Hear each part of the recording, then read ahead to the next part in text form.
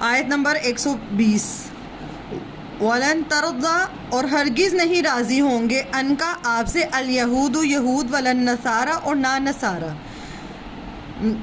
یہود اور نصارہ آپ سے ہرگز راضی نہیں ہوں گے، حتیٰ یہاں تک کہ تتبع آپ پیروی کریں ملتہم ان کے طریقے کی۔ مطلب یہود اور نصارہ آپ سے کب راضی ہوں گے؟ جب آپ ان کی طریقے کی پیروی کریں گے، ان کے مطابق چلیں گے۔ کل کہہ دیجئے اِنَّ ہُدَى اللہِ بے شک ہدایت اللہ کی، هُوَ الْهُدَىٰ اصل و ہدایت وہی ہے،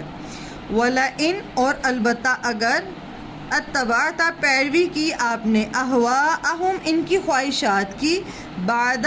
اس کے الذی جو جاءک آ گیا آپ کے پاس، من العلم علم میں سے، ما نہیں لکا آپ کے لیے، من اللہ اللہ سے بچانے والا، من ولی کوئی حمایتی، ولا نصیر اور نہ کوئی مددگار۔ خود کے علماء یہ تو جانتے ہیں نا کہ میں اللہ کا نبی ہوں، ان کی کتاب میں لکھا ہوا ہے، اور وہ آ کے نبی صلی اللہ علیہ وسلم سے تصدیق بھی کرنے کی کوشش کرتے تھے، پوچھتے تھے، اس کے مطابق جانتے تھے، لیکن وہ ماننے کی طرف نہیں آ رہے تھے۔ اب آپ دیکھیں اگر کوئی ایک علم والا عالم جو ہے وہ اس طرف آ جائے تو دین کو کتنا فائدہ، کتنے لوگ اس کے ساتھ آ سکتے ہیں، کتنے لوگ اس کے پیروکار آ سکتے تھے۔ نبی صلی اللہ علیہ وسلم اس وجہ سے ڈیسپریٹ تھے، تو وہ آتے تھے اور آ کے اپنی شرطیں رکھتے تھے۔ اگر آپ ایسے جیسے مشرکین مکہ نے پیچھے ہم نے بتایا کہ رکھی تھی کہ اگر آپ صرف اور صرف ہمارے بتوں پہ اس طرح ہاتھ پھیر دیں نا، تو ہم آپ جو کہیں گے ویسے آپ صرف ہاتھ لگا دیا کریں ہمارے بتوں کو، تو آپ جیسے کہتے ہیں ہم ویسے کر لیتے ہیں۔ تو اللہ تعالیٰ نے اجازت نہیں دی تھی اس چیز کی، کہ وہ جو ہے وہ کہتے تھے کہ بس یہ ہمارے بتوں کو نہ کچھ کہے، ہم آپ کے خدا کی بھی عبادت کر لیتے ہیں اور اپنے بتوں کی بھی کر لیتے ہیں۔ اور ان کے چچا کو آ کے شکایت لگائی تھی حضرت ابو طالب کو کہ یہ جو ہیں آپ کا بھتیجے کو سمجھائیں، تو نبی صلی اللہ علیہ وسلم نے کیا فرمایا تھا کہ میرے ہاتھ پہ چاند اور ایک ہاتھ پہ سورج بھی رکھ دیں تب بھی نہیں میں اس کو چھوڑ سکتا۔ تو یہاں پہ کتنی چیزوں کی پیشکش کی تھی، اور یہاں پہ اب کیا کہا ہے کہ وہ ہرگز آپ سے راضی نہیں ہوں گے، آپ جو مرضی کر لو، جب تک آپ ان کی خواہشات کی پیروی نہیں کر لیتے۔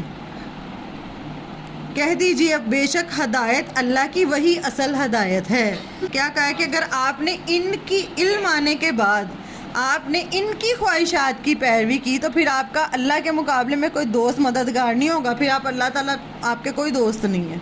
پھر اللہ تعالیٰ آپ کے کوئی مددگار نہیں ہے۔ کس کو کہا جا رہا ہے یہ؟ نبی صلی اللہ علیہ وسلم کو۔ اور نبی صلی اللہ علیہ وسلم کے بعد ہر اس بندے کو کہ جو دین سکھانے کی طرف آئے گا یا سیکھنے کی طرف آئے گا، تو یہ جو دین جب سکھانا ہے نا، یہ لوگوں کی مرضی کا نہیں سکھانا، جو اصل دین ہے نا وہ بتانا ہے۔ اب یہ نہیں کہ ایک مسلک والے اس باتوں سے خوش ہوتے ہیں تو وہ والی باتیں کری جائیں ان کو خوش کرنے کے لیے، کسی کو شرک ایسی کوئی بات نہیں کرنی جو قرآن کی تعلیمات کے خلاف ہو، جو اصل حقیقت جیسے نبی صلی اللہ علیہ وسلم نے بتایا ویسے بتانا ہے، چاہے اگلے کو تکلیف ہو۔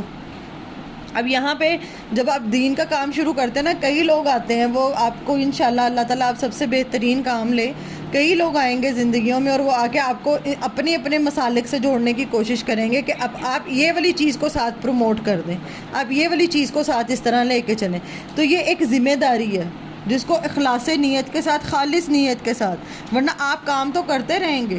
اپنے دنیاوی فائدے ہی چاہتے ہیں نا، پھر جو ایسے چاہتے ہیں دنیاوی فائدے ملیں گے آپ کو، لیکن پھر اللہ آپ کا دوست اور مددگار نہیں ہوگا، بس یہ سودا ہے۔ اگر اللہ چاہیے اپنا دوست اور ہر معاملے میں مددگار، تو پھر دوسروں کی خواہشات کی پیروی نہیں کرنی،